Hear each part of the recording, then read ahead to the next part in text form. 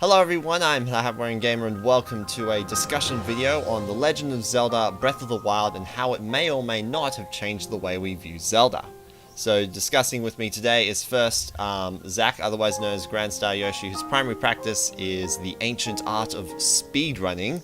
Mostly Super Mario Sunshine lately, but you have a few other games you speedrun here and there that you've been practicing off camera, right? Yeah, I have a lot of games that I speedrun, but I'm focusing on Sunshine because it's the main one and the one that I'm pretty much known for. Yeah, alright. You're doing any percent right now, mainly? Yeah, any percent for 119, then back to 120 shines for sub 320. Nice.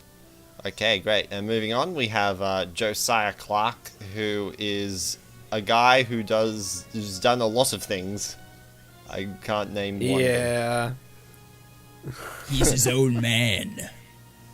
I currently do like commentaries and reaction videos. Alright. And last but not least, we have Liam Triforce, who is also a bit of an analysis dude like me. Hell yeah. Yeah, man. Yeah, analysis videos. I also do a different kind of Let's Play. It's kind of like a fan dub of games, but I incorporate that into like a Let's Play format. It's really fun to edit, really fun to make. I meet a lot of people through that. It's just a good time. So if you're interested in, you know, let's say Shantae, Zelda, what other games do I talk? I don't know. I'm a bad salesman for my stuff, but there's a lot of stuff to do, you know. Fair enough. Enjoy.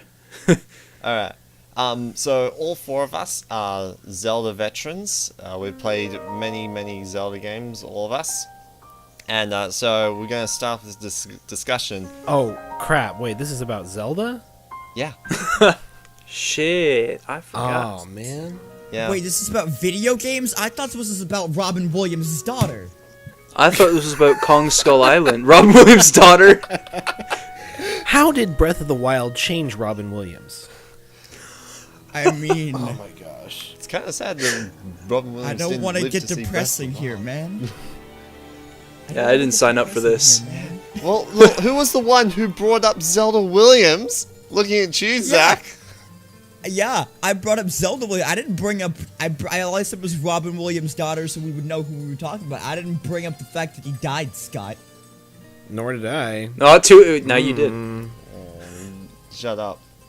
Okay, so we're just gonna start us off by asking, what is your favorite Zelda game, just counting Breath of the Wild, and why? Let's start with Josiah. Twilight Princess. Awesome. It used to be Wind Waker, and it kind of goes back and forth between the two every now and then, but pretty much Twilight Princess. But to me, it's probably the definitive Zelda game. Like, it's the one that, to me, gets the most things right, and that's probably the game that when I want to experience Zelda, that's the one that that resonates with me the most. It's the one that I feel best represents the series to me. Alright. And, I mean, there's all sorts of reasons to love that game, but, I mean, for the context of this discussion, that's probably the most relevant. Alright. Liam, what's your favorite Zelda, discounting Breath of the Wild, and why? I always was really dead set on it being Wind Waker, but to be honest, my three personal favorites are all really neck and neck. They've always been that way. Wind Waker, Twilight Princess, and A Link Between Worlds are my three favorites. Wind Waker is, well, at this point, Breath of the Wild has completely eclipsed Wind Waker in terms of exploration, but that kind of sense of like wonder and discovery was present in Wind Waker, and it was I liked how it was different. It was an easier game, and it had its fair share of issues, but it was just really fun, really relaxing game, and it was just cool to discover stuff in. I actually replayed it recently after I beat Breath of the Wild, and surprisingly, I still really enjoyed it. I thought that, you know, Breath of the Wild would have killed my enjoyment for it. Twilight Princess, I pretty much agree with what Josiah said. It's the most Zelda that ever Zelda'd to me. When it comes to the formula, that's the definitive one for me. It hits all the right notes, you know. And then A Link Between Worlds because of its just sense of freedom and doing things in any order. I'd say it's the definitive 2D Zelda. All right. And yeah, those two games nailed the formula, and Wind Waker I appreciate for doing something different. Okay, so Zach, favorite Zelda discounting Breath of the Wild? Mine would definitely have to be Wind Waker. I wasn't expecting, like, both other people to mention Wind Waker, honestly, but, I'm with you there. But the thing about that one is, for me, it's mostly nostalgia because that was the first, it wasn't the first Zelda that I ever played, but it's the first Zelda that I really remember playing and have a lot of fond memories of.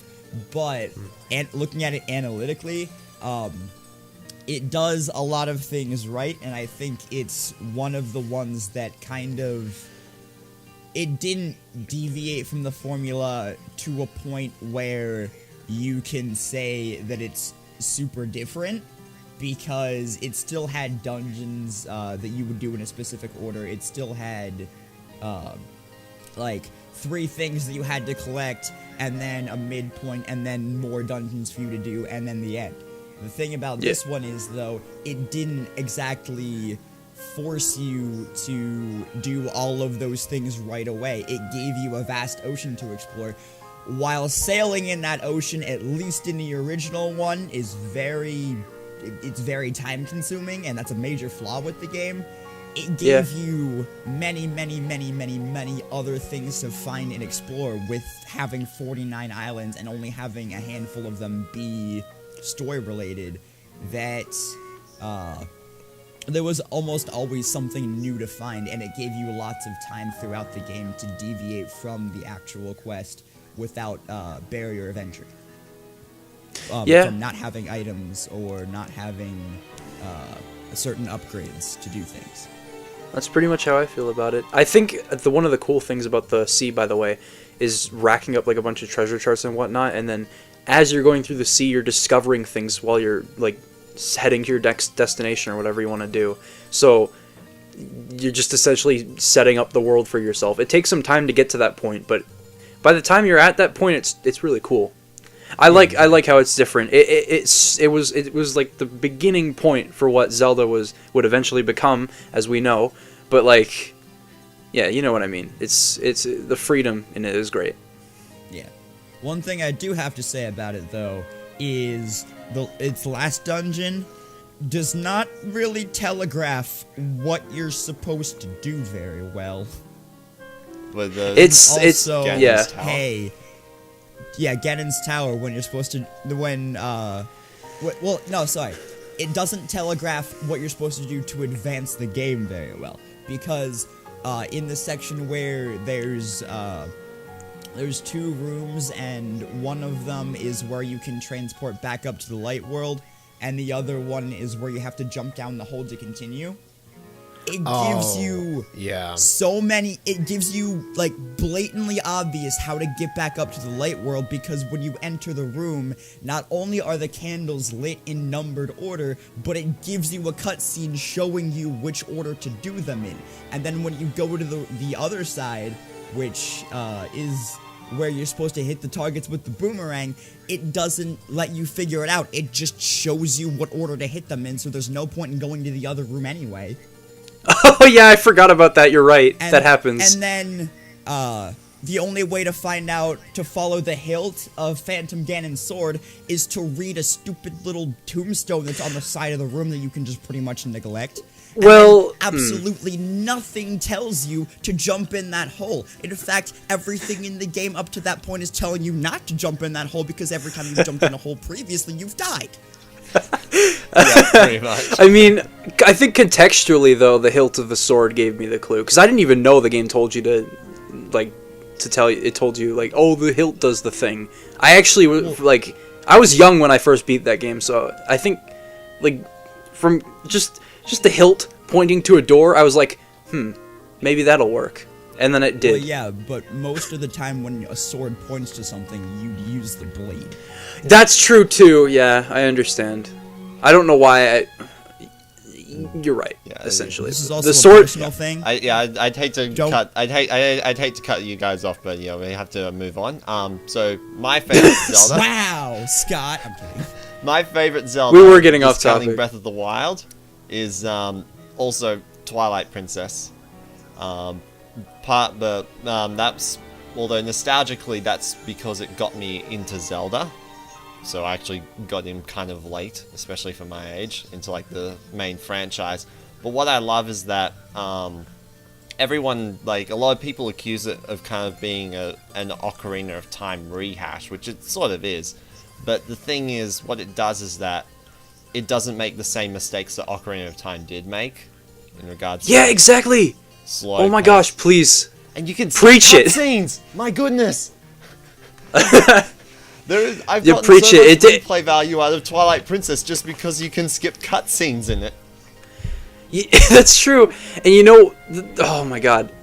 Guys, What? please, you need to understand. Ocarina of Time, yeah, sure, it's a great game. But the thing about Twilight Princess is, while it does retread the same ground, it does it better. I mean, a lot of people may disagree to some extent, Yeah. but like, I mean, it does take a lot I- longer to get to the first dungeon. ooh, yeah, the beginning of that game is trite. I think that the beginning of the game is pretty slow. So But you can cut That's true. the 40-minute, well, 30-minute intro down into like 5 minutes just by skipping all the cutscenes. Although not many people know yeah, about skipping that. the cutscenes will help when you replay it. Oh my god, now I want to replay Twilight Princess. Thank you. Do it. Twilight Princess's fast travel is also vastly better. Yeah. Oh yeah, did Ocarina? Yeah, Ocarina had it, but it was really limited. Yeah. Oh. Because I remember times when I was playing like Ocarina of Time and I wanted to go to Zora's Domain. There's no way to fast travel to Zora's Domain. You either go to like Yeah. you either just have to like come in from Hyrule Field, or you fast travel to Lake Hylia as a child, because you can't make that transportation as an adult, and like go through the little hole that takes you up to Zora's Domain. But you can only do that as a kid. Oh my god. I remember that too. Man, there are a lot of games I really need to replay, and they're all Zelda. I feel like after Breath of the Wild, I need to remember what the traditional formula is. It's really weird to say. Just do what I did before Breath of the Wild came out. I only did it with the 3D ones, but just play through all the 3D ones. Yeah, I did that too, actually, but now I want to go back again. I put almost like 150 hours into Breath of the Wild now, so you know, I got to do it. Liam, you Oh, my have monitor's addiction. dimmed.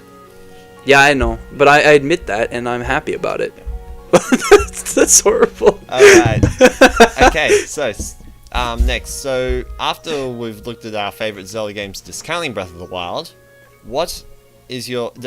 did Breath of the Wild overtake that? Has Breath of the Wild now become your favorite Zelda game? Let's start with Josiah, because you haven't talked in a while. Not by a mile. Okay. It's actually one of my least favorites, and explaining why would take like it would be better suited for the later questions. So I'll Yeah, let you guys go. Alright. Fair enough. Liam? Yeah, it did. I didn't know what to expect when going into it. I was like, there's so much, like there's so high expectations. It's unbelievable. That's not grammar, but yeah, it was. There was a lot of pressure, and I finally played it, and I was like, well, you know, Breath of the Wild pretty much had everything I wanted in a video game, essentially. The open world was done. I thought it was done really well. Like, it was really dense. There's a lot to do, and you could do it however you wanted to do it. What else? There was I liked the combat. I liked that you always had to be on your toes. The durability system I enjoyed. I thought it was great. We can debate that, but like I thought it was a good way to strategize. It was really good. And with some of the weapons later on, you know, you got to learn to give them up, because you're going to get new weapons and you're going to get even better weapons, and you know, it's this cycle. It has everything pretty much. I liked the story and characters, although it could have been fleshed out a lot more. I love the music. It's so tranquil, and I like the visuals, obviously the art style. I like it a lot. It's beautiful. But yeah, it's pretty much just my dream game essentially. It's just a giant open world that's really dense, fun combat, everything. Alright. It'd take a lot of explaining, but I made a video if you. You Shameless jumped, plug. you jumped No, a I'm little bit kidding. into question 3 there, but that's all right. Yeah, we'll get to that. Sorry. That's all right. So Zach, what about you? Did Breath of the Wild overtake Wind Waker? Yes, What? it has its flaws, but yes. Okay. Any particular reason? You just like the exploration? Is good. Well, I mean, not to throw Liam under the bus here, but I think reasons would be better suited for later questions. Oh. I'm sorry. I'm sorry. Listen. I assumed we had to go into detail, but you know what? You know what they say about assuming that I can't say on Scott's channel because we're not supposed to say naughty words. I've said no. I've said that word on my channel. Oh. Yeah. You said Whoa. assume? No, I said ass. Well, no, you said arse. You did not say ass. AWS. It's the same word. Okay. Oh. Well, then, Liam, don't assume makes an ass out of you and me. I like being an ass though. Okay. Next question. Oh, I still haven't answered the question. No, okay, you can go. Okay, so Breath of the Wild overtake it. For me, no, but it is a very close second. So it Good enough. overtook every other Zelda game, if you ask me, but it didn't get past Twilight Princess. It could partly be because of nostalgia reasons, because Twilight Princess still did get me into Zelda, and I still love Twilight Princess for what it is. But Breath of the Wild is great, but it doesn't have much replay value. That's the only flaw in Breath of the Wild. So That's true too, because you can pretty much exhaust everything, can't you? yeah. On your first playthrough, you can go through all. Well, I mean, yeah, that's true. But your first experience with that game is kind of special. That's the other thing. But I imagine I'll replay it eventually. Yeah. Okay, so question 3, which is not actually a question, which is general thoughts on Breath of the Wild. Let's go in a different order. Who wants to go first? You can pretty much. Why don't you you can go pretty first? much What? Yeah, you Yes, can pretty Scott, much you go like. first. All right. You can exclude me from this, and I can debate, I guess, because You already because gave I already thoughts. I already gave some So answers. generally Yeah. speaking, I really enjoyed Breath of the Wild. When it was first announced, I was a little bit intimidated by its idea because I remember trying to play Zelda 1 and on the NES, and I just honestly couldn't handle it. It was the side was really hard.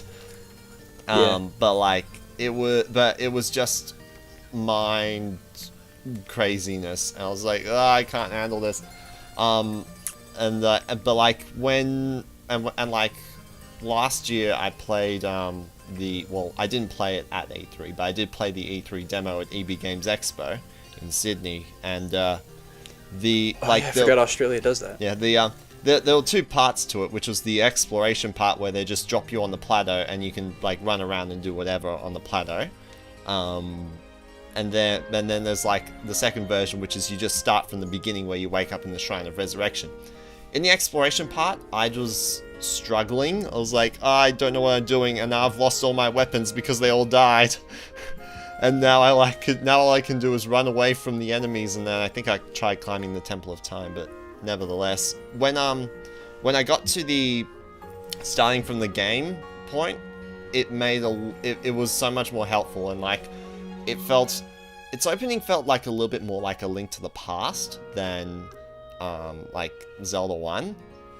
And people will often compare it to Zelda 1. I sometimes compare it to a Link to the Past because it has quite a number of similarities to that, in that it has a small opening area, then you can just go and explore. And when that happened, and when I played it, when I bought it and played it, I was like, yes, I get it now. I can do this. I'm enjoying it. And for the first time since I think Super Mario Galaxy 2, I had this strong sense of childhood immersion in a game. And reason I say Super Mario Galaxy 2 was that was really the last game I played before I became an adult. Oh. It was the last game I played before I left school, and then like life became a thing, and so games became slightly less immersive after I left school. But Breath of the Wild kind of brought it back, and like it brought back that feeling, and like it was. That's awesome. Yeah. Okay. How about Liam? Well, I think I've already. I gave a brief overview before, but like, okay, that sense of immersion. Immersion is, it implies a lot of things when it comes to games, but the best way I can explain this is, have you ever, when you were a kid, did you ever like go out and explore the woods or whatever with a friend or alone or whatever you wanted to do? I'd do that today. I would too. There's a dense tree area just down the road from where I live. It's awesome. Yeah, it's kind of like that. It's that sense of wonder that you experience when you're a kid, and everything's full of magic. Kind of like that. But it's so cool that Breath of the Wild was able to unlock that. It's because there's so much just packed into the game to discover, and it feels like it's obviously not endless, but it feels like there's always something new to see. I remember how in depth are we going here? Can I spoil a few things from the game, or are we not allowed to do yes, that? Breath of the Wild spoilers in this video. I forgot to mention that at the start. I'll probably write it on the screen. Yeah, nice. Stop Amazing. clapping. Stop clapping, Zach. Okay, just for those of you that have played Breath of the Wild, I'm sure you can relate. The first time I saw a dragon in that game, I lost it. It was unbelievable. I was climbing Lanayru Mountain, and I don't remember what I was doing. I think I was just screwing around, and Climbing Lanayru Mountain. Yeah, there you go. And then I found a Korok. I was about to go get it, and then I turned the camera a little bit to get a view, and there was a dragon just flying by, and I had to drop the controller. I was just like, what? Because at that point, I finished like 2 dungeons at that point, and I was like, there's no way this game can still end up surprising me. And it did. It threw a dragon at me. A dragon. And then from that point on, there was like, I was hunting Lionels, I was doing so much crazy stuff. It felt endless, dude. It was so good. I don't know. It's unbelievable. It's fun. Just to summarize everything, it is a good time. It is a good time, good fun. Alright. Sorry, but That's alright. it has a few issues, obviously. I think when it comes to like story-wise, like it could have been fleshed out more. It's no Twilight Princess when it comes to story. But when it comes to the story, Twilight... for me, I forgot to mention this earlier, but when it comes to the story, I always it was just there. It was just there, and I could pay as much or as little attention to it as I wanted to. I was about to mention that it's completely optional. You the other thing about Breath of the Wild is you can play it however you want to play it. The game, you can adapt to the game in your own way. I took down Calamity Ganon, and I didn't even get all the story clips because I just couldn't be bothered to find them all. And there was like some locations like you don't I have even to know where that is. Where is that? The bonus is like just a cutscene, but like it's nice if you want to see what it's all about. And I did seek them all out, and it was a lot of fun. But most of the moments that I appreciate the most are between Link and Zelda. The 4 champions I wish we got to see more of because they are enjoyable on their own. But like it was a good time. It's just it's not perfect, right? It's not super interesting, but then again, optional. The other thing is, I think the dungeons lacked balancing in terms of difficulty, and this is a problem because you can do them in any order, but some are clearly more difficult and more complex than others. Like, let's say the I thought it was just the Gerudo one. The Gerudo one was just mine. That one was awesome, though. I thought it was great. It's just debatable. I thought it was a lot of fun. It's just very complex compared to the other ones. The reason I'm saying that is because there are so many different setups because of how you rotate each, like, 3 individual parts, right? There's so many different setups for that. And then in the Zora one, you're positioning the trunk. In the other That's ones, the you're only doing one that's, you're like, rotating it 90 unique. degrees or tilting it, you know. The thing is, the Zora one, that's the only one where the movement is actually unique, because all the other ones are just rotating the dungeon. This one, you're changing a water flow. That's a good point, yeah. Like that, and like for that reason, the Zora one is actually my favorite dungeon in the game. Entirely because I of like that one a lot too. Mm. I like that one a lot too. I think the only one. The camel one would be unique as well because you're not just rotating it to be able. Yeah, to you're move rotating- platforms to get places. it's you're essentially moving like- it to get to complete a circuit. Yeah, you're essentially just, it's like rotating 3 divine beasts at once and connecting them to make one big beast. That's a stupid analogy, but like, I think the only dungeon that I thought was kind of was the Rito one, which felt really easy. I beat it in like a half hour. It was like Wind Waker dungeon easy, but like, yeah. Other than that, though, rain was another thing I didn't like about the game. Oh my gosh, there's no advantage to rain. There's nothing. It benefits the game in no way. Nothing good comes from it. Lightning is like, oh, that's good. That's challenge. Rain does nothing. All it does is like, you can't climb that now. You have to wait, Oh or my you have goodness, to go to I a just campfire realized, or like, something. what if you could, like, collect seeds and plant them, and then you have to wait for rain, and then they grow? I think that would make the game infinitely better. You know, some people that gave it a 9, that'd make it a 10. I just literally thought of that just then. But what would it be used for? You grow just a tree for somebody I don't know, slowly over the course of 100 substances or years? stuff like that? Secret food or materials or whatever? Where my magic Literally beans at? 7.8 out of 10. Too much water. Maybe, Nice maybe so. Zach?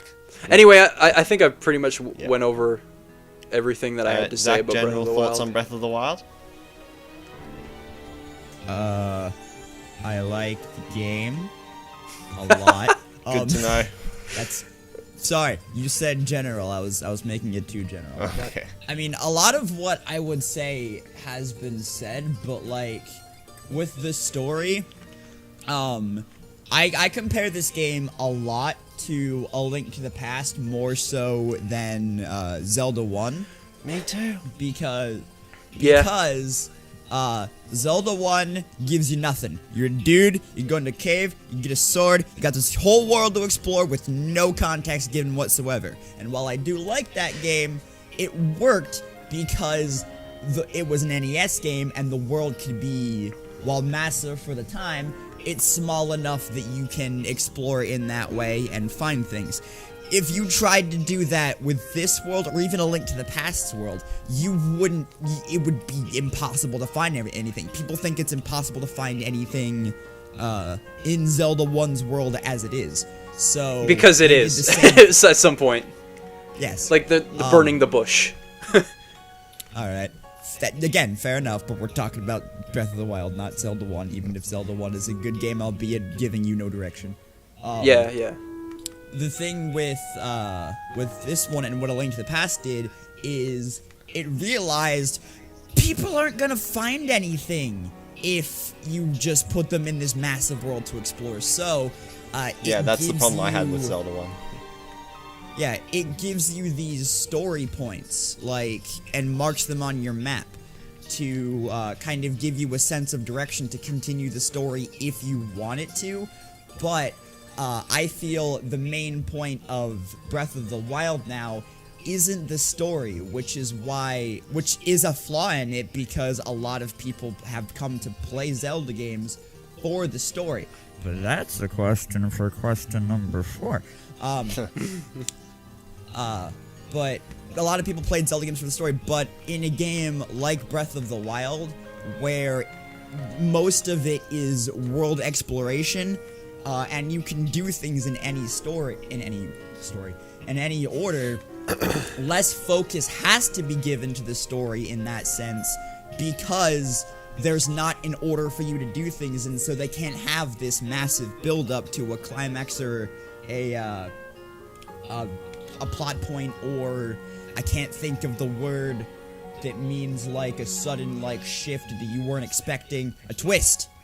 You can't give it a twist because you can do it in any order. So, what they did was they gave you some story when you went and did the things to advance the plot of the game. Like when you went to a dungeon or something, which you don't even have to do. You could just walk up to Ganon and fight it if you're feeling confident enough, like right out of the gate. Yeah.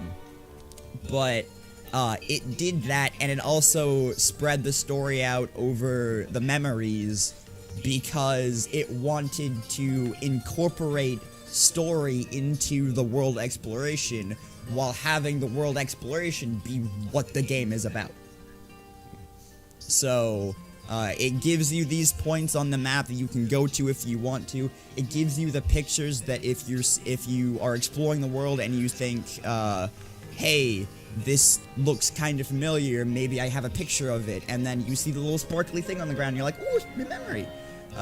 It gives you that stuff, but the game itself is no longer about the story, which is why they put so much less focus on it, because it's way more about the world exploration, because that's what people were clamoring for, was world exploration. Yeah, it doesn't revolve around a narrative this time. The narrative comes to you through exploration. That's good.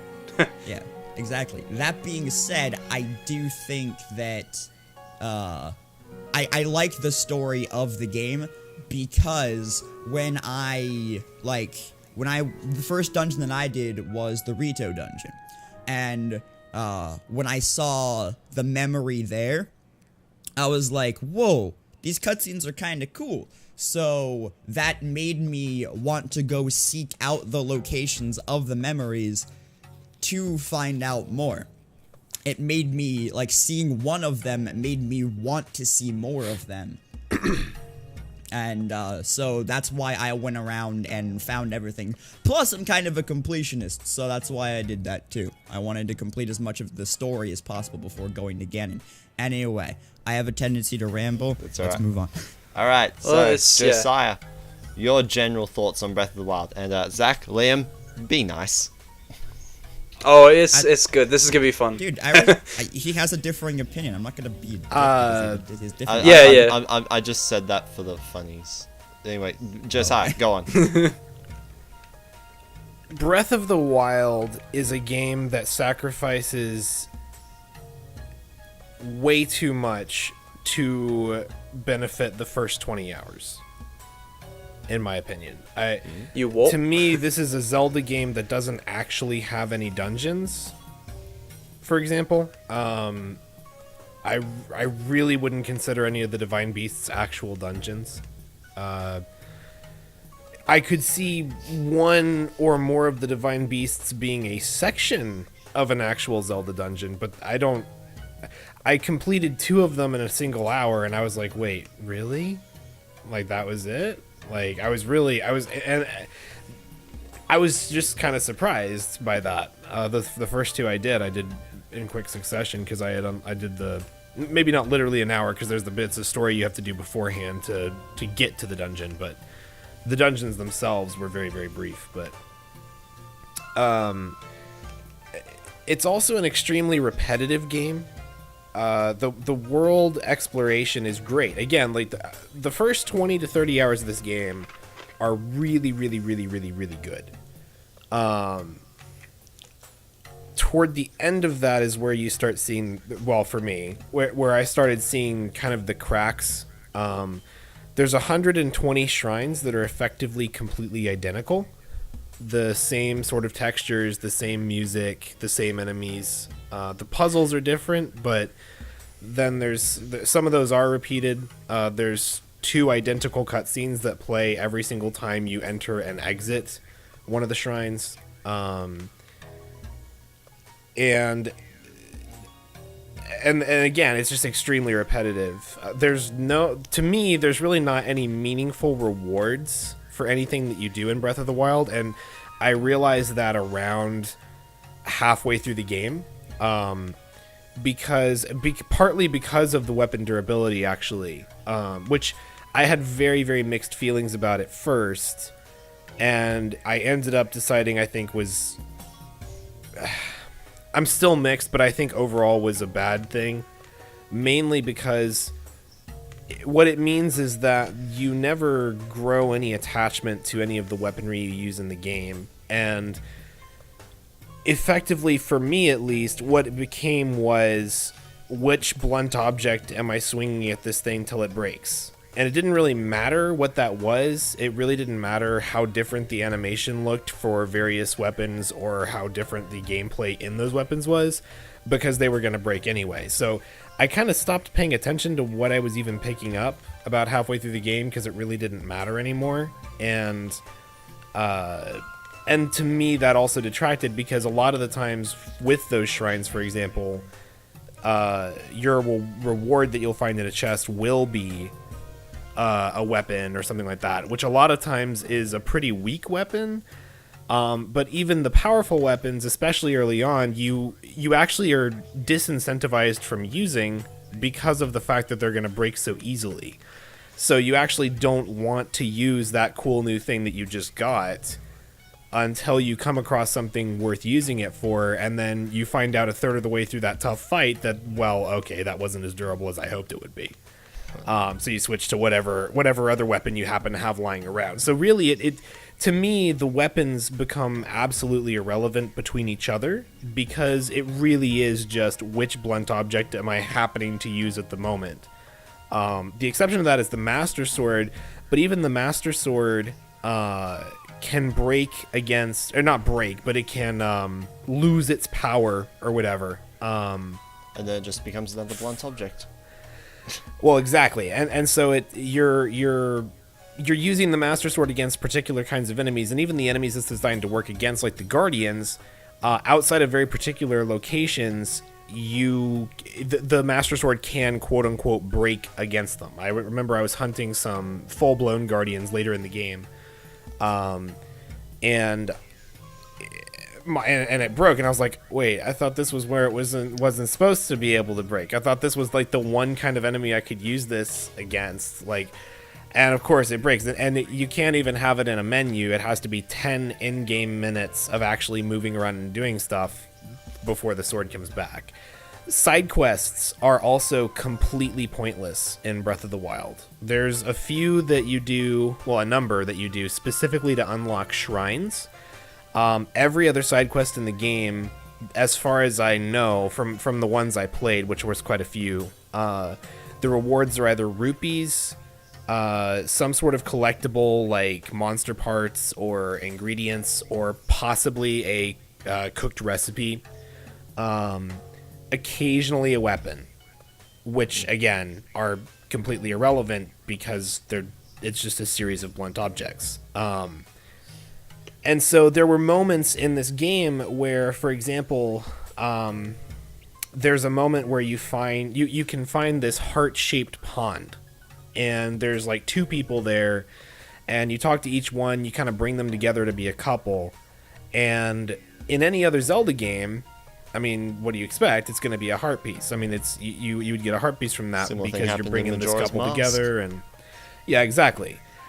This game, you get, I think, like 250 rupees, which is completely pointless because once you realize you can hunt and sell recipes for money, you can get those 250 to 300 rupees back in about 5 minutes. So basically, the farther I got in the game, the more I just started realizing how pointless so much of what there is to do in the game is, either because it's repetitive, or because the rewards are almost completely meaningless for the things that you're actually doing. And compounding that, actually, I really, really didn't like the way they did the story in this game.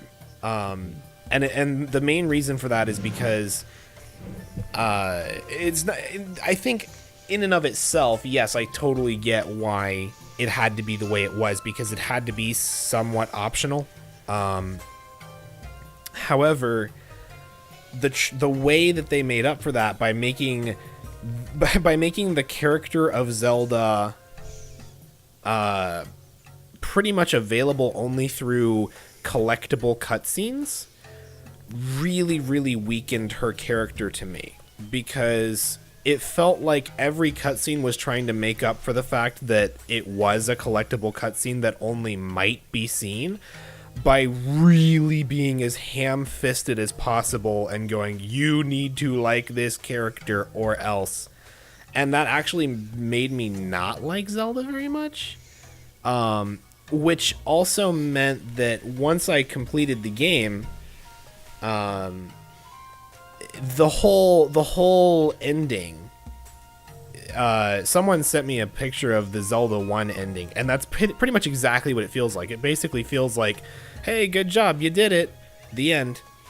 There's no, because everything is so optional, because the story is to such a degree side-railed by the exploration aspect and by making everything optional, there is no emotionally resonant connection with any of the characters that you have. And even with Zelda, for me, because I actively disliked Zelda because of the way that the cutscenes were handled. And so there is no moment where you see Colin and his family walking across Hyrule Field and he's wielding a sword now, and you see that he's kind of grown as a person as a result of seeing Link as a role model. There is no moment where you see the townspeople all dancing together after Ganon's been defeated. There is no moment where you see the various townsfolk of Clocktown appreciating that, you know, a new day has finally dawned without this scary moon in the sky.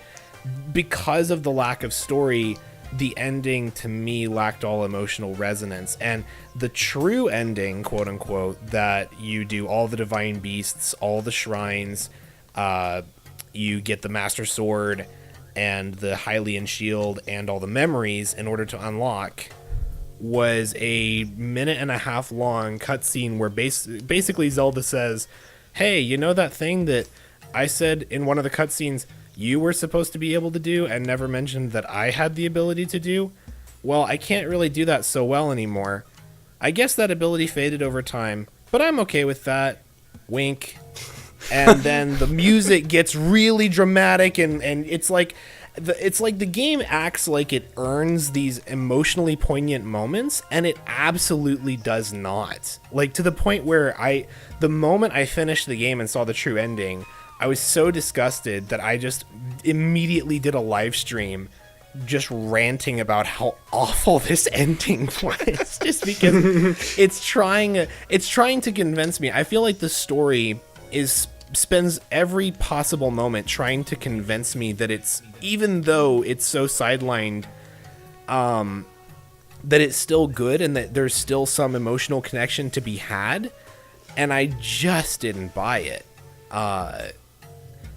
And I was so flabbergasted that was the quote-unquote true ending that you put so much work into unlocking. Like, that just blew my mind. Anyway, I've been going on for quite a little while, though, so... Okay, fair enough. Just a summary of the points. I understand, like, you just defended all your points really well. It makes sense. But personally, I think you're wrong. No, I'm kidding. Now it's time to write my preemptive counter argument.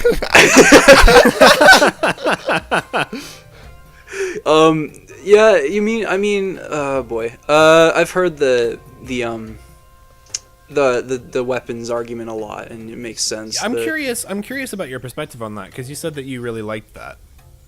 I like the weapons system a lot. I think it invites strategy and whatnot, and I mean, like I said, everybody plays this game differently, right?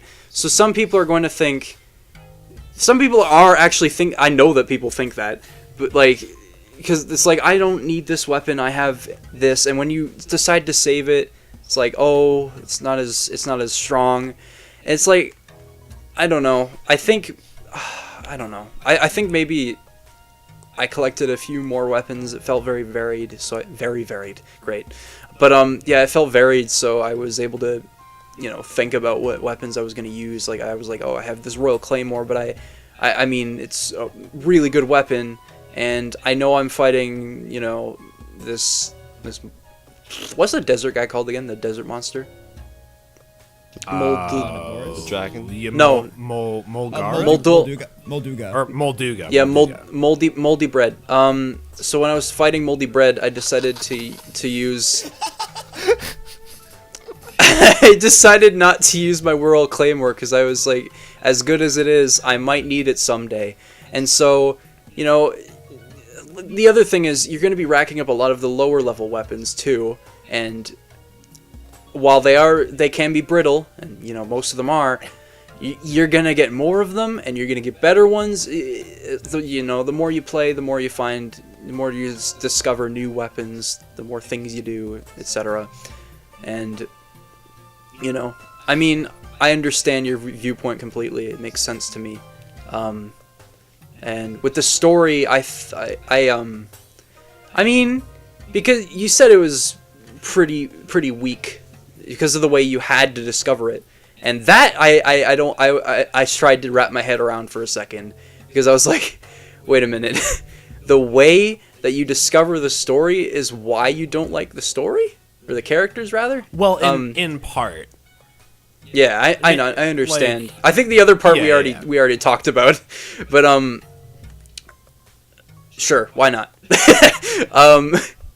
I mean, I don't know. I guess that never made sense to me because it was like, I felt like it was so cool how they built the game around that. It's freaking good. It's just because they built the game instead of being built around a set narrative. The game or the narrative is built around the game, and I thought that was awesome. And I know you said that you thought that. Well, you said you understand why it was set up like that, but yeah. I mean, to me, I guess to elaborate a little bit on that, it wasn't exactly the fact that you have to find these things. That wasn't in and of itself the case. To me, the problem was that in order to design the story, because of the way they chose to do it, right, where essentially the story is unlocked through what are basically collectibles, they had to design it in such a way where you could see as many or as few of those pieces as possible and still meet the primary goal, which was to develop an emotional connection to the four champions and especially Zelda. But because of the way they did it, it felt like every moment with Zelda on screen is ridiculous emotional melodrama. You never really get to know who this character is outside of these moments that are clearly meant to make you like this character. You just triggered me. Well, okay, so for example, and part of that is also because you find them as collectibles, you can also find them in any order. So that, to me, that stripped a lot of the story of its coherence. So, and yes, I know I could go back and I could watch it back in order, but most of the cutscenes didn't grab me enough to want to go back and actually look at them in order in the first place. But, for example, you have, for me, I got a cutscene where Zelda and Link are on the side of a mountain having just fought a bunch of monsters, which my first question was, why are they standing on this random outcropping of rock on the side of Death Mountain in the first place? But I digress.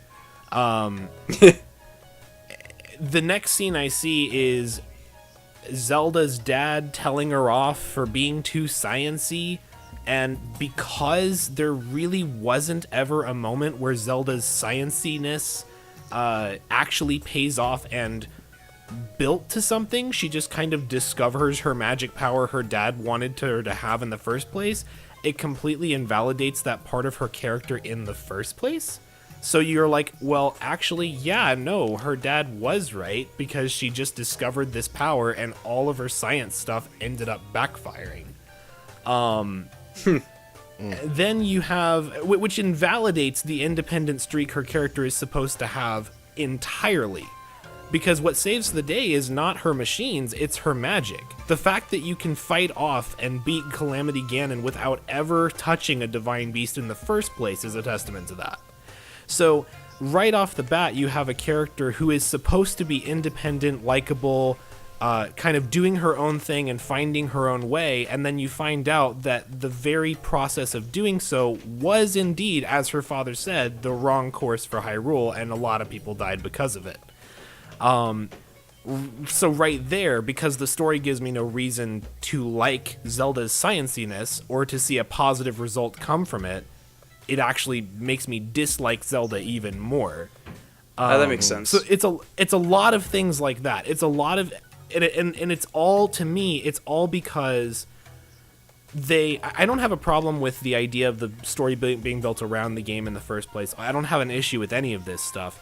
I feel like they went way too far in that direction. I think they should have reined it in and brought a little more structure in, but maybe it changed the way that you got to each of the divine beasts, as well as made actual dungeons in my book, but brought some sort of more structure. Maybe rather than these being collectibles you found randomly at times, and especially one where you're just in some random forest somewhere.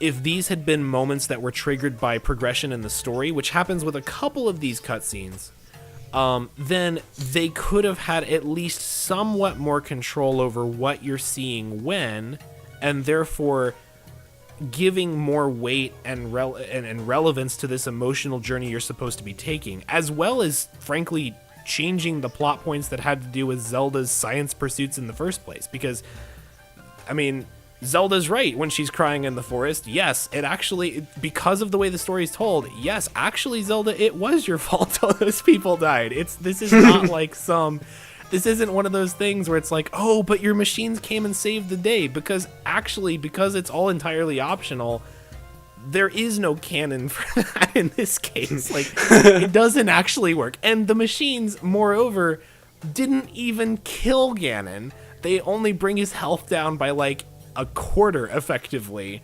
because then you fight an entirely different form of him. But anyway, I thought that's a whole lot about one thing. Because like I thought that was a sensible amount, because I was like, yeah, they take down a good chunk of it, but they don't take down Calamity Ganon entirely.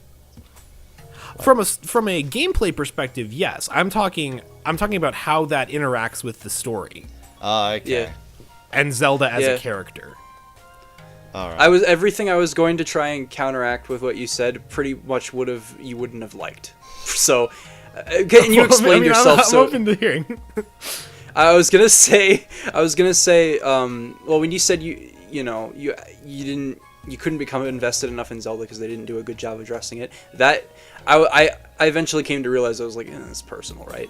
But then the other thing is, there's a lot you can discover about characters in the world just by, if you go into Hyrule Castle, you can find her own diary and her studies and whatnot. Mm-hmm. There's a lot of stuff like that. But other than that, I think pretty much everything that I would have suggested you addressed, and you said that you didn't like. So I think that shot me down. In some ways, I think there is a taste thing to it, right? Like I think that's definitely the case. Totally. Yeah, but Josiah seems to care more about the story, but like, I mean, to me, the story was just... It's important. There. Yeah, it's important, I think. It's an important part of a game nowadays. I mean, it was always there for a reason, like... But, like, ever since... what year? Like, let's say, like... Ever since we got some really, like, fleshed out RPGs in the 90s, early 90s... Story became so crucial to some games that unless your game didn't need to have a story, yeah, if it was weak, it would be noticeable. So it got to the point where it's either you have a story or you don't have one, or something like that. And I don't know if I really explained myself well there, but like, it's essential to some people, most people. All right, so I think we have to move on to the next question. Yeah.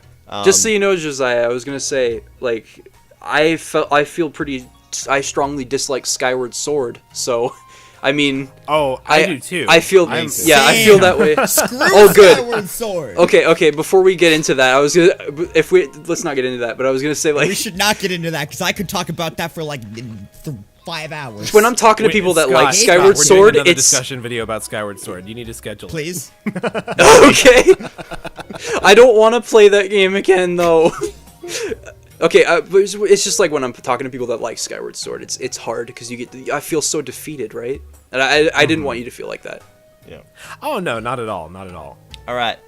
So we're going to move on to the next one, which was moving the Zelda formula a good move in the case of Breath of the Wild? Let's start with Zach. Hi. Hi. Yes. Yes. And this is more of a personal thing for me because I feel like I'm not gonna like compare Josiah's opinion to like mine and Liam's opinion because I haven't been saying much because Liam's pretty much been saying what I would say anyway, which is not a bad thing, dude. Yep. Yeah. But it's just because I feel like Liam and I are on one side and Josiah's on another, so by comparing like our two different sides, it's just comparing two different sides. But I feel like the way that I personally enjoy games and the way that Josiah enjoys games are different because a lot of Josiah's issue with the game has been about story reasons and not getting invested in the story of the game. And well, I he also said that could not care less about the story of the game. He also said that a lot of it felt like pointless, right? Yes. The game. So I guess I already know what his answer is going to be when it comes to the formula. But like, Yeah. Yeah. I think what I'd say is just the formula. We've had so many traditional Zelda games up to this point, right? We've had so many linear Zelda games, right? Some more than others. Some more linear than others. But like, you know, I felt like it was a good time for a change. It was a good time to reignite interest, and you know, survey says that it was a good idea. But like, Yeah. you can debate whether or not removing the formula was a good idea, but in a sense, I still think Breath of the Wild has elements of the original formula in it, and it meshed well with the new setup. Like, I mean, you could argue dungeons are a part of the formula. I'd say they are, yeah. Yeah. Yeah. I mean, they've been like, if we're talking about staples to the formula, the dungeons are like the longest staple to the formula since Zelda 1. Yeah. The only thing that Breath of the Wild did that was different in terms of dungeons was, well, not just how many there were, but the fact that there was no specific order to them. Like, dungeons in Zelda 1 still had an order. Yeah. You didn't have to do them. You could do them in any order you wanted, but there was a set order because they would increase in difficulty like that. But you could still do them whenever you want. Yeah. Pretty much. Josiah? Well, I mean, on the dungeon point, to me that wasn't the only difference. And as far as the formula aspect, I think there's a right way to do it and a wrong way to do it. I think A Link Between Worlds was the right way because it brought in a lot of those exploration aspects within. It brought the freedom and the openness without sacrificing the staples that actually make a Zelda game, which arguably I would say what the makes dungeons. a Zelda game a Zelda game? Ooh, Well, I are would we going to get argue- into this? Oh my Let's goodness! not. Well, I mean, I would argue, just with this particular part, that dungeons are one of the biggest things that define Zelda as a series. And yes, I mean you've got yes, there's stories, there's the story elements of Zelda, blah blah blah again, but from a mechanical gameplay perspective, regardless of the order you do them or what the overworld looks like, it could be an ocean, it could be a giant plane, it could be in the sky, it doesn't really matter. Throughout the entire series, dungeons are probably the single most consistent element of the series, and so that's why I would say I think A Link Between Worlds did the was the best example so far to me of bending the formula to the point where it's really a very, very different experience than many of the previous games. You know, you have potential to get any of the items you want right at the beginning, basically. You can do the dungeons in any order. You can explore this world, and granted, it's basically a remastered A Link to the Past world with kind of a different focus, but it still does have those exploratory elements because it is changed in some ways from A Link to the Past. But with all of those things said, it doesn't sacrifice the things, those core staples. It just changes how those things work within the scope of the game's world. And I think that, to me, Breath of the Wild's world would have been stronger if it had done more of what A Link Between Worlds did in that way. Not to say you can't have the giant vistas and the enormous exploration and all those kind of things, but I mean, just one simple example of that is that every dungeon-like area in the entire game is essentially exactly the same because it's all got the exact same theme of this ancient technology. You've got oranges and blues. You've got the exact same enemies you're fighting in every dungeon-like area, whether it's the shrines or the divine beasts. And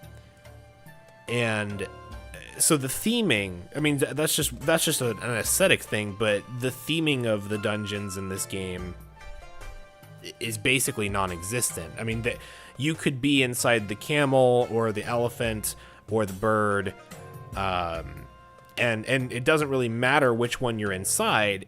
Yes, the puzzle is somewhat different, but everything pretty well looks and feels the same.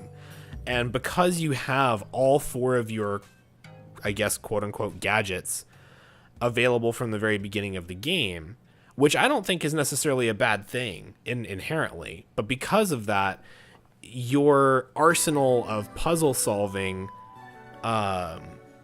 never changes and is never fully challenged. If you do enough shrines before you do the divine beasts, you're actually going to see a lot of repeated puzzles in the divine beasts. Anyway, that's on that part, that's just me. I think that makes sense, though. That's true.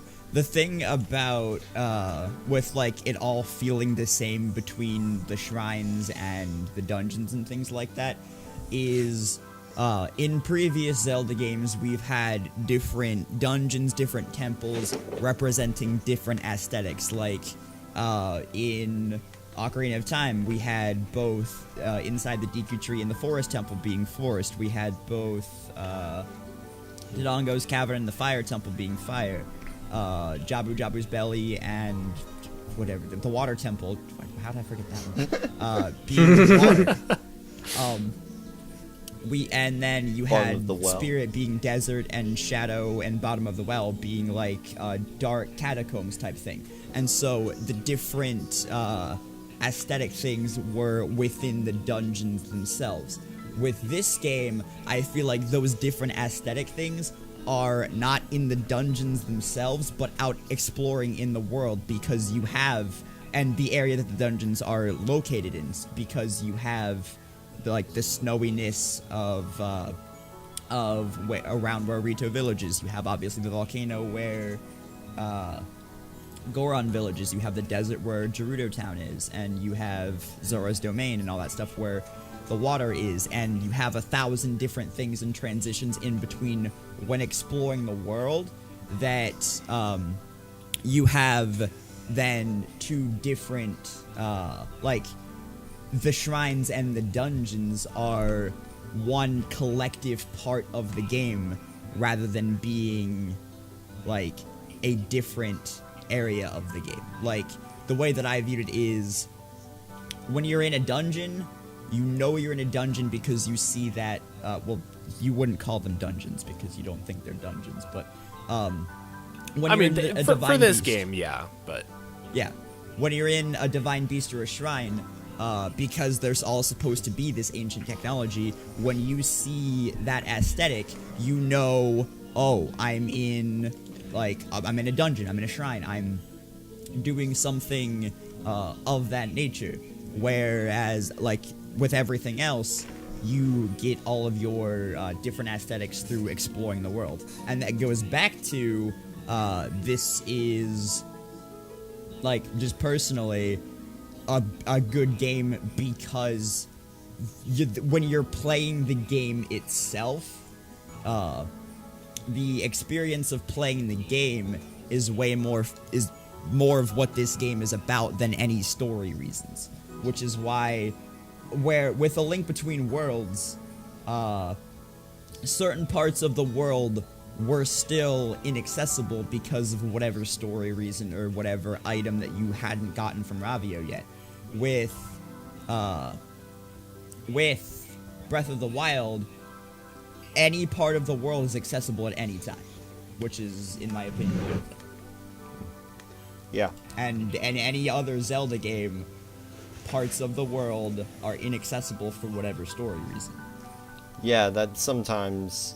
Like, I don't mind when part of the world becomes inaccessible because you don't have an item that lets you get past an obstacle, lets you explore that part. Although that's still similar to a story reason, but, like, at least when it comes to that, you're gaining a new ability, and you can go and explore stuff. There's something I was going to say, but kind of forgot. One part of the Zelda formula, which I liked that it was removed, was, yeah, again, like, you know, the story preventing you from going to explore certain places. But the interesting thing is that on some level, that aspect was still sort of there, as in to say you had to go through a bit of a small story-like section to get to a dungeon, even though it's only really true in case of the Gerudo one, because, like, you had to go all the way up to the Yiga tribe and throw bananas around the place and get past them. Yes, that's what you do, yes.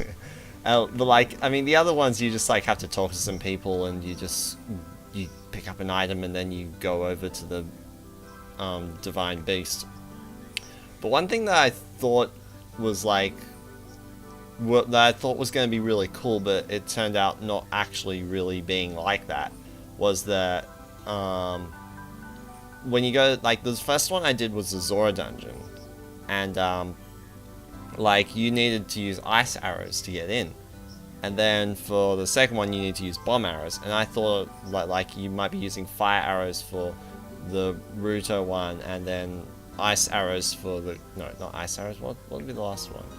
Electric arrows for the Goron one. I don't know how you'd incorporate that, but, like, I thought that might be the case, but it turned out that wasn't the case.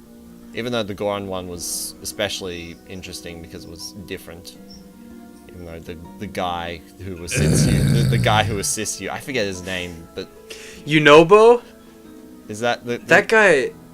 Yunobo's the Goron, right? That guy's a doofy, stupid idiot. I hate him. He doesn't have the Goron voice that you Monster! expect.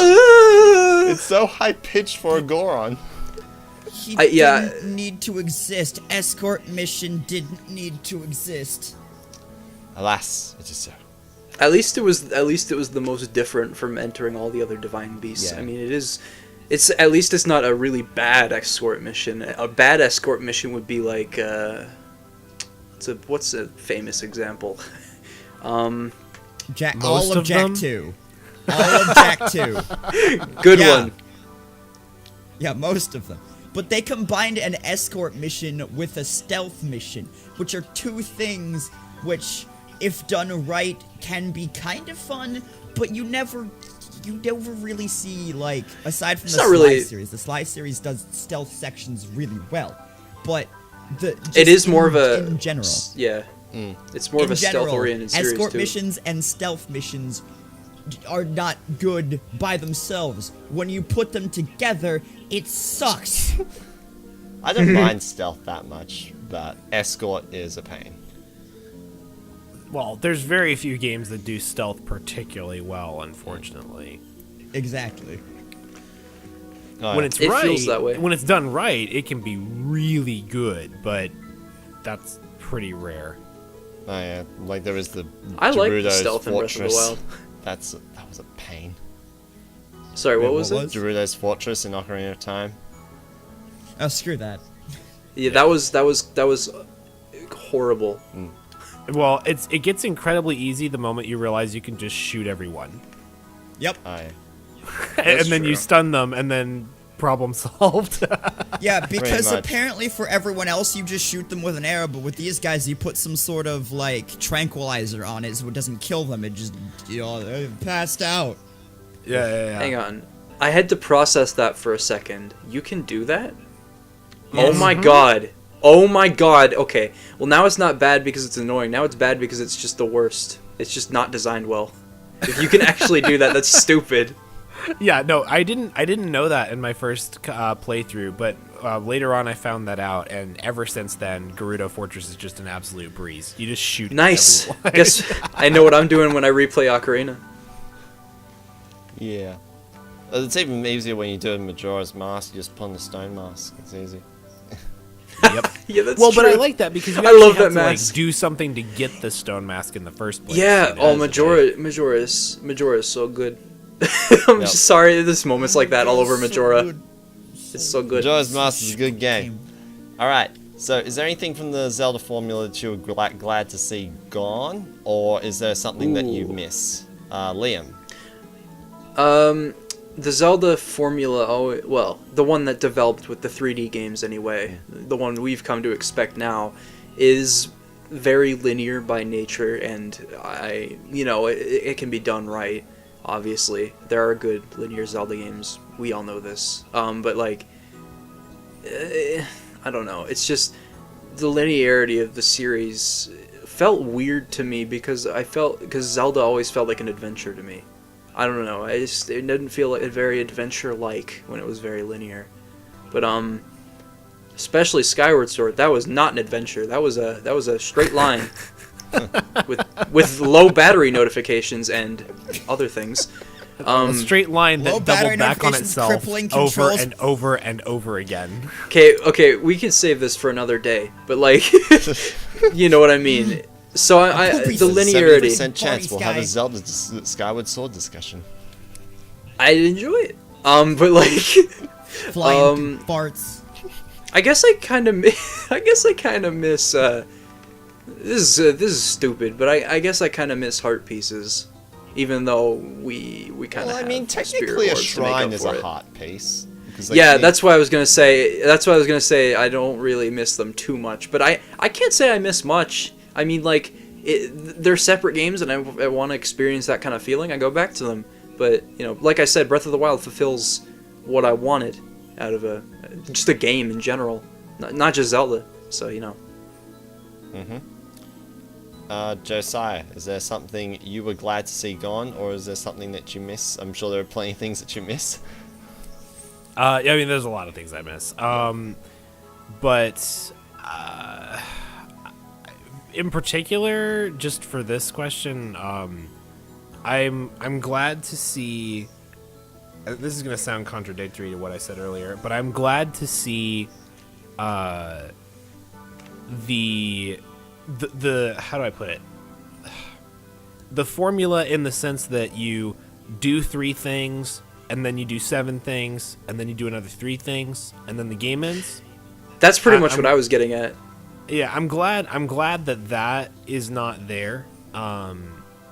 It's a linear sense of progression, and I don't like it very much. Which I'm glad to see that gone. And like I said, this game, to me, it sacrifices too much to get there, but it does have a very, very good first like quarter. To me, At things least you I have that. miss. Things I miss. Side quests that matter. You know what? I agree. Well, we have at least in Breath of the Wild we have good old Majora. we have Bolson or not Bolson, Hudson. I meant Hudson. Hudson's side quest. Is he the one that builds the town? Yeah, I like that one. Yeah. You get 3 Right. diamonds, but like it's so satisfying Yeah. to see him get married.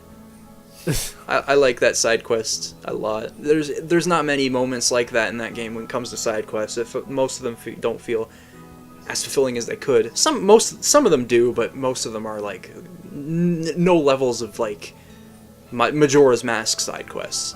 Like I think Yeah. I made that point in my video. I was like, Majora's Mask, you made such great connection with these characters, and in Breath of the Wild we had like a moment or two like that.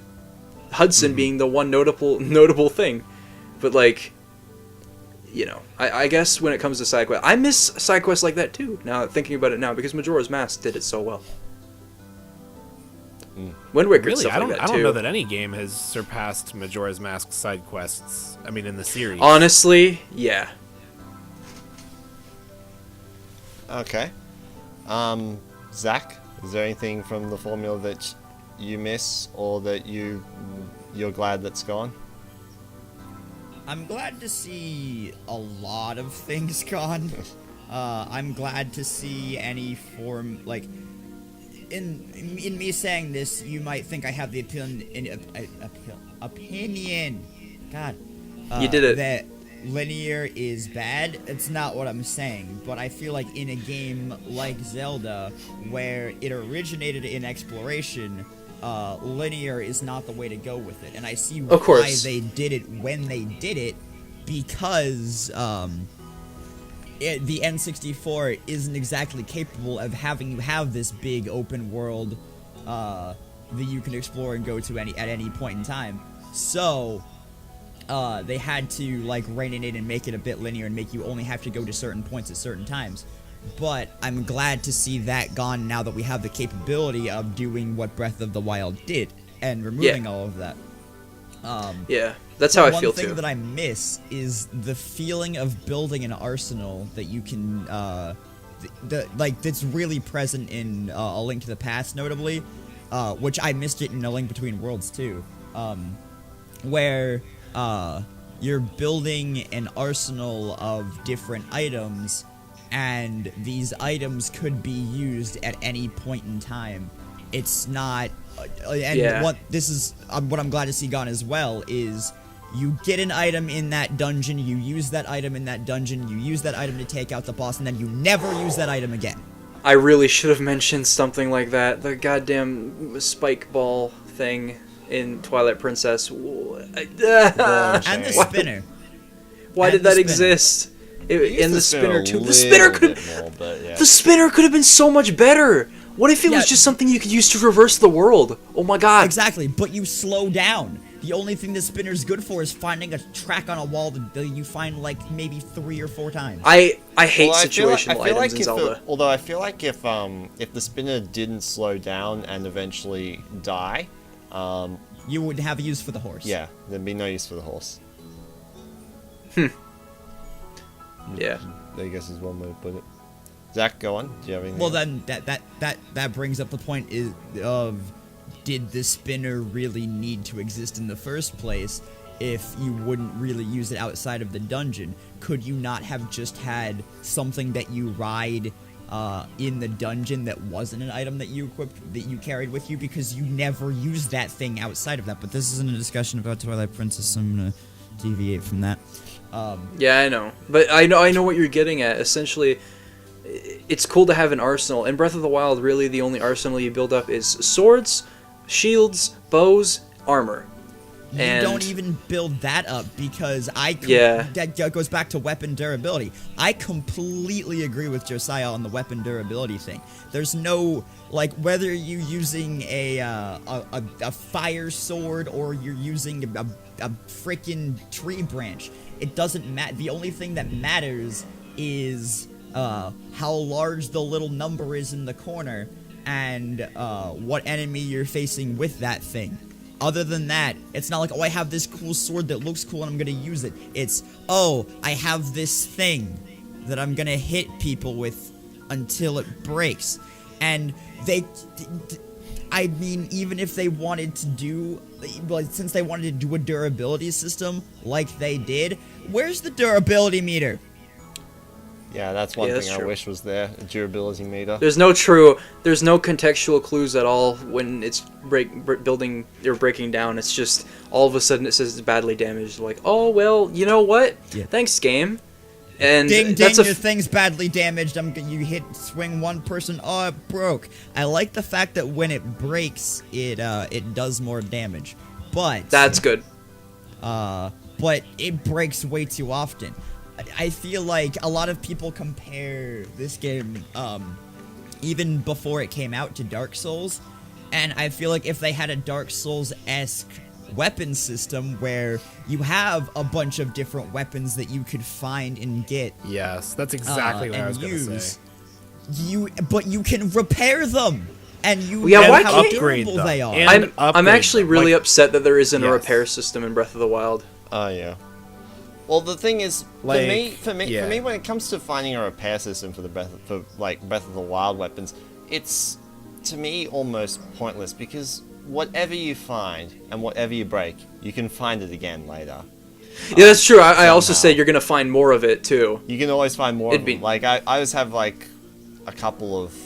Sometimes I have like a couple of the same items. I remember I had like at some points there were times where I had like 3 ancient swords at once. I just kind of chewed through all 3 of them because I like the ancient swords. I think I've done that too because I'm reckless.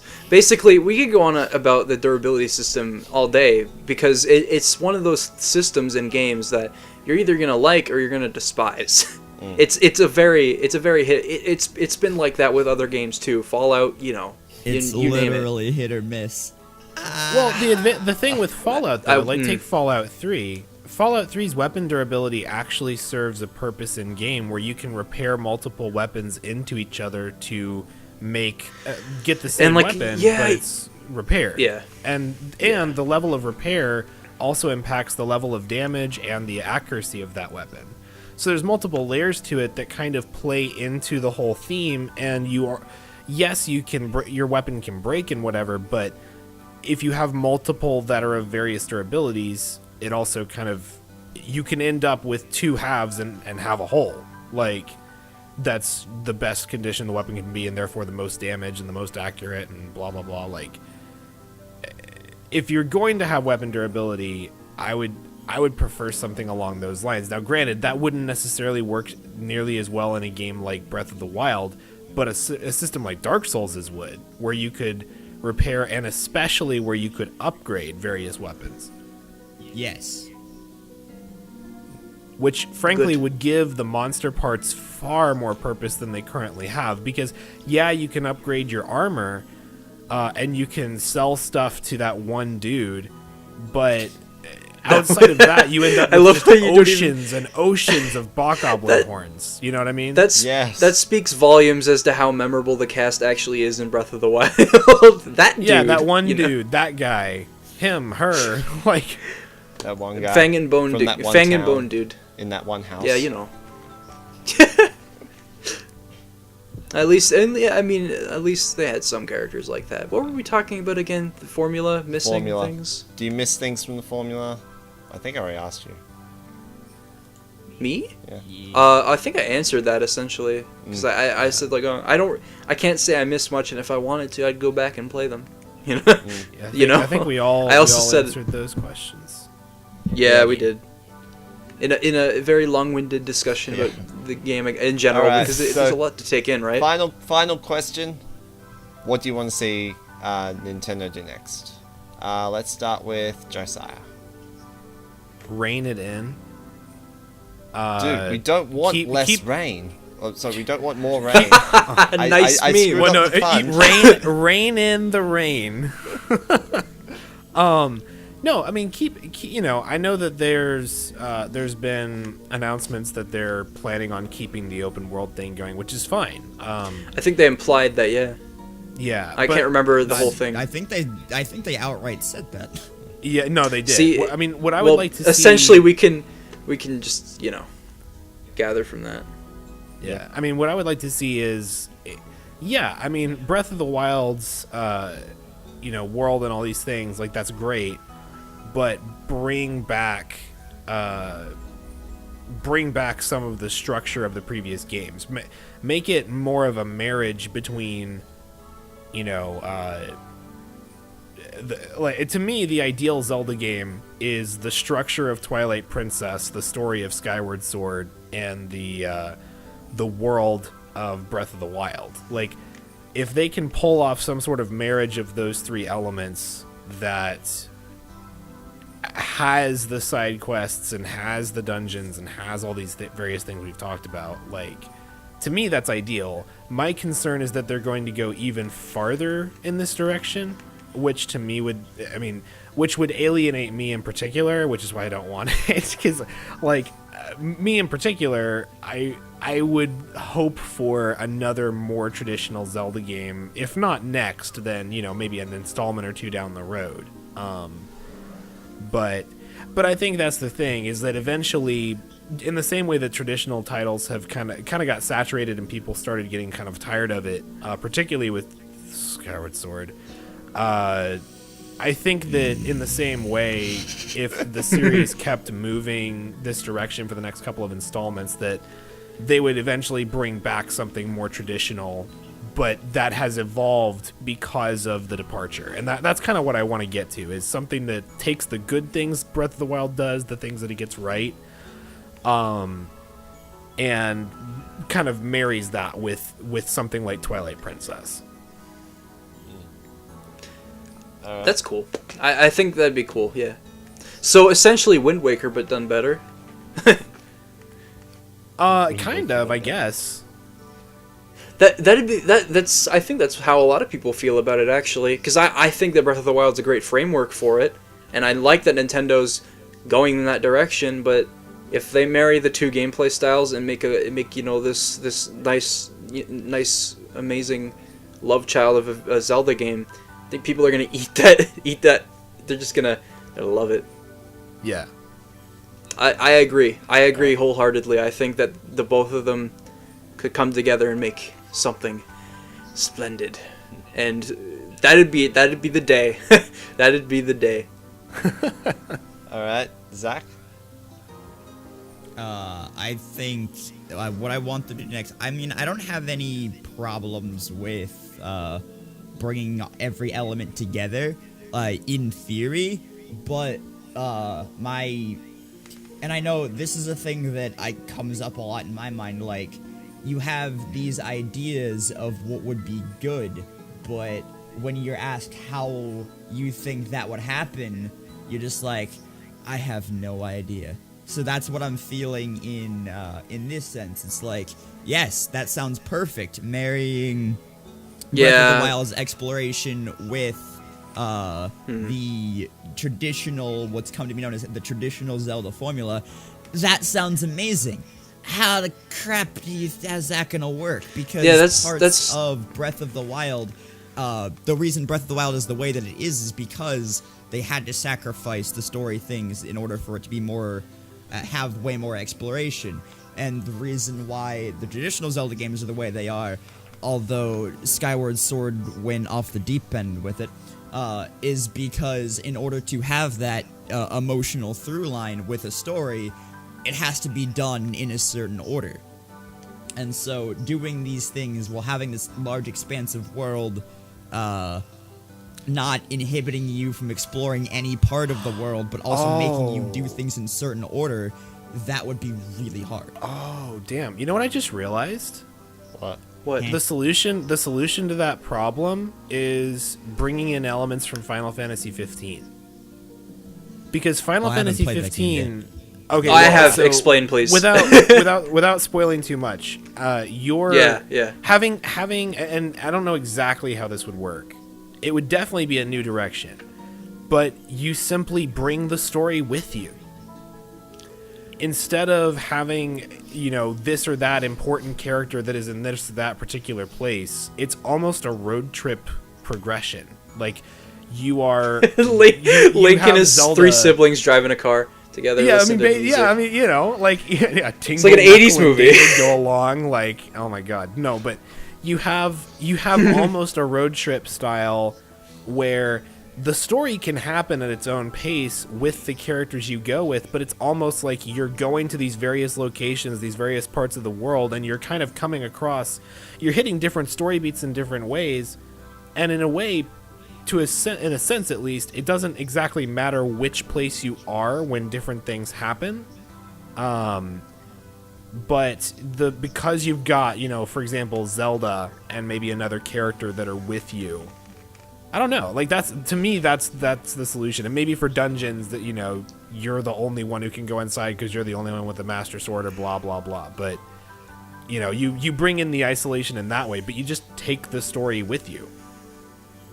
So you would have, like, a party system? Basically, but it may not be for all the gameplay. That's another good thing. It may just be like... you know what I miss? What? I know what you're... I'm sorry, I was going to say, because it's like having like a party system. It just made me remember how much I miss companion characters. Yeah, like Midna. Yeah, of course. And then there's also yeah, that's Midna's it. the character. Tattle I did like. Tattle was way less annoying. There was only a noise and not a voice. And, Yeah. if Navi didn't have... it fixed Navi's problems, and also Tattle didn't have a voice. So Tattle's fine, but, generic. It's a fairy. Yeah. It's a fairy that has no defining traits, other than it being a color. I like the concept of Fi, but I don't like Fi. Or Fi, I hate... crap you I pronounce. hate Fi. I hope she dies. Master, there's a 28% she's in the Master chance Sword, this so is going just to end poorly. swing the Master Sword and just whack rocks with it and just be happy knowing that she's in there. The King of Red Lions is pretty much just a plank of wood, which is what he is. But like he's a boat. I love. Yeah, he's a boat. But that's good. He needs to stay a boat. He's not the king. He's the king of something that doesn't exist. He's a boat. I'm the king of air. Oh wait, no, that'd be cool. You know what? That's Cyclops. Yeah, that's true. Never mind. He can't be the king of air then. King of... Never mind. Midna's the only good one. King of Nevermind? Dude, that's Kurt Cobain. Yeah, I have way more respect for you now for making that joke. But yeah, no, I don't know what you were going to say after that. Sorry, Josiah, but like, I think it makes sense, a party system. There are a lot of things to take into account when designing something like that. Yeah. They can't just slam the two styles together like that. Oh, okay, that came out wrong. But it's like, essentially, there's a lot to consider. Breath of the Wild is such a departure, and incorporating, I guess Link Between Worlds did do that like pretty well. It was freedom while also staying true to 2D Zelda. So the thing is, they could use that as the philosophy for the next 3D Zelda that they do, but doing that is a whole different story, and there's a lot of things to consider. One thing they could do though that would probably make everybody happy, if I said I like the durability system, but if they dropped it, who would complain? Yeah, exactly. I don't think many people would complain. It'd be like, okay, it's gone now. Many people would rejoice. Yeah. They could still have multiple weapons with like, repairs or whatever, or something like that. They could still do that. They could have multiple armor sets. That's still a good thing that they can do. I wouldn't mind if, Dark Souls. I wouldn't mind if, like, on some level, every weapon was treated something like the Master Sword, where there is a limited usage, and like you have a chance to repair it when it's not working, or something like that. I don't know. It's not a question. Oh, so it stays in your inventory. Okay. Yeah, that's a bit of a Nice problem. meat. It stays in the inventory. So it just breaks forever, but the only way you can do it is to like repair it. But I think to counteract that, it'd have a longer duration before it breaks forever. Like let's say one of the most durable weapons I've used is the Savage Lionel Crusher, something like that, but like ×2, so that it's that, but then it'll break and you have to repair it.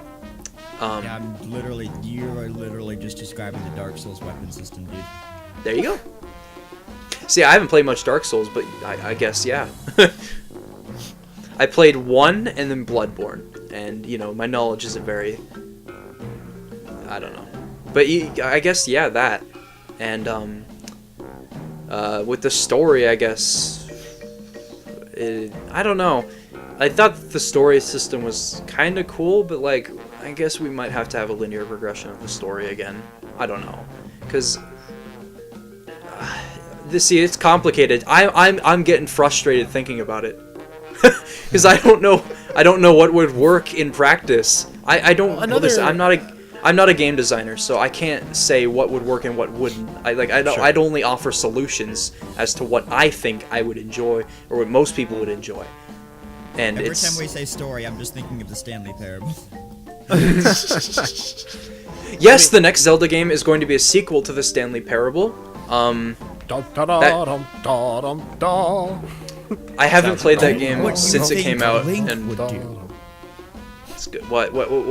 Please explain. Yeah, what were you gonna say, Josiah? Because you had a point. Oh, I was just gonna say. I mean, another possible solution alongside the party sort of system, or at least like companion system, I guess, would be the story of the game. Because it would be focused on your party and on the characters in the party. Like, okay, so take take Breath of the Wild's story, which of the flashback story, which is basically Zelda traveling around trying to figure out how to unlock this power. Well, you could have something like that, a world where, yes, you have a lot of free reign where you're exploring, but the various places you go also kind of have localized stories that could be done in any order, but ultimately once you've done, 3 or 4 of them in this first part of the game, while you can't do them in any order, it then kind of progresses the story that's internalized to the party. So say you've got to collect, you've got to get these 3 parts of whatever, but you can do that in any order you want to, and the stories that happen and the characters that happen in those places are localized. Almost like a Kingdom Hearts game, honestly, where a lot of the storyline is kind of localized, and at times you actually do have choices about what order you go to what world. Yeah, you do. I'm in the middle of Kingdom Hearts 2 right now, and I'm in the part where you revisit worlds, and you can pretty much do whatever you want whenever you want to. Yeah. And yeah, that's cool. What about a story that so it has depending on what order you do things in? Like you could have oh my god stories and different endings depending on the order that you go to things in. If they did that in the next Zelda, I'm pretty sure I would just lose my crap. The problem with that I could see is if it was a game that tried to have anything like the scope of exploration and world size as Breath of the Wild with that, the replay value, despite the story element, would be greatly damaged. Because yes, you want to play through that to see what that other ending is, but then you realize that this is a game so big that in order to basically do what you would want to do in that playthrough, you would have to get like 30 or 40 hours in before you got to the split. Does that make sense? So like, anyway, I mean, there's all kinds of possibilities. Maybe we need like a second save file, and we save right before we make the decision on which way we want to go. Well, you should. Okay, that you shouldn't have to do that though. That's the sign of bad game design. Yeah. Right. If that happened, that would be something built in where automatically, it was like, hey, you can come back at this point at any time, but your progress doesn't get lost. Like. Okay. Yeah. All right. Where do I want Nintendo to go next, though? I'm a bit torn. Like, there are some parts where I'm just like, I really just do not know what to expect, because anything could come out of Nintendo, really. That's all they've been doing ever since ever. Yeah, it's like they just make a game, and it's here you go. That's pretty much what they do. To video games. Yes. Yeah. They could do anything. Make a game. They could go into They could go into the alcohol selling business if they really wanted to. I wouldn't like that. A lon alcohol. Oh god. Oh my gosh. I don't don't like alcohol. I wouldn't like that. Don't. Chateau Romani. Okay, maybe. Oh hell, that sounds A long, like long beer. that sounds like a Happy Endings massage parlor. Actually, What? the title, yeah, Chateau Romani, sounds Sounds like a sensual. a French house, dude. Don't go there. Okay, I may associate French people with sexy. You know, that should be a compliment, French people. That's a compliment. I don't know how the hell we got here. You brought us here. Yeah. Well, that's what you should You come to sound like expect the when you have driver me of on. a car. You stop with we're your three passengers, and you just stop, and you're just like, "How did we get here? You're the one driving." Exactly. That's what you should come to expect when you have me on, essentially. Because I don't know.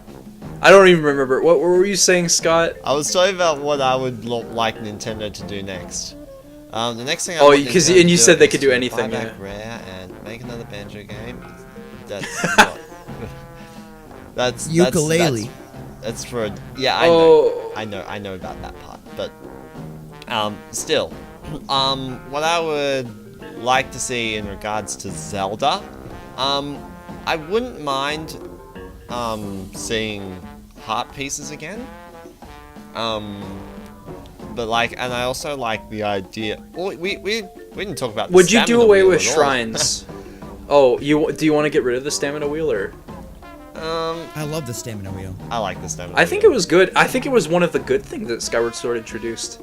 Oh yeah. Skyward Sword introduced the stamina wheel, but the stamina wheel in Skyward Sword was stupid. Breath of the Wild gave a bit of purpose to the stamina wheel. I don't know. I thought it was all right in Skyward Sword. What do you use the stamina wheel in Skyward Sword besides running out of how far you can run? Running out. Isn't it climbing? used for like vines and stuff like that? Like Yeah, when you're climbing climbing down vines. Climbing and swinging yeah, and but the thing I think the is, swing attacks and Skyward whatnot. Sword isn't a game about exploration where how long That's another you good can point, climb yeah. on vines and Honestly, how I'm- long you can climb up the side of a mountain matters. It doesn't. There's no purpose to having it in Skyward Sword. In Breath of the Wild, it makes sense to do that, so you don't just climb all over everywhere. You have to upgrade your stamina in order to make it up the side of Yeah. this cliff. And if you don't, you're gonna die. Yeah, like But in you- Skyward like, Sword, for example, there's nothing to. Yeah. Okay, listen, for I'm not example, willing- Like in Breath of the Wild, to get to like the Koholit Island, you need a certain. amount Oh, of that's a stamina, good an one. amount of progress to actually get there, even though a lot of progress immediately becomes irrelevant. But nevertheless, but still. Oh, yeah. you can cheese that. Drop all your I'm not- crap before you get there, and then pick it all back up. I'm not willing to like. Oh, that's didn't true. know that. I'm not willing to hang on to any positives when it comes to Skyward Sword because I already dislike the game so much that everything just blends into this mesh of blech, and I just You know don't. what I like about Skyward Sword? Sansi, The birds are cute. the Sansi. You know what I like about Skyward Sword? Nintendo took the criticism into account and they made a better game. Yes. Good. All right. I think that I just hate about Skyward ends Sword. the discussion. It went for 45 minutes longer than I was expecting, but that's all right. Well, for me. Yeah, I mean, we had a lot to say when it comes to Zelda. It's a lot. There's a lot to take in, a lot to discuss, and you know, prior to this discussion, I hadn't really talked much with everybody else, so it was nice talking to you guys. It was awesome. All right. Yeah, dude, it was fun. Yeah. Thank you. Thank you, gentlemen, for joining me. You can check all three of them out in their various internet endeavors over YouTube and Twitch, or both. I'm not sure if any of you do. Pornhub, Both. Do any of you do both? I do both. Yeah, both. YouTube, and Twitch. I do both too. You can check us all out on YouTube and Twitch, which will be all linked in the description below. Thank you all for joining me. Thank you for joining us. Thank you for listening. And I will see you all in another discussion video. Goodbye. Skyward Sword. Goodbye. Bye. Skyward Sword is such a horrible game, dude.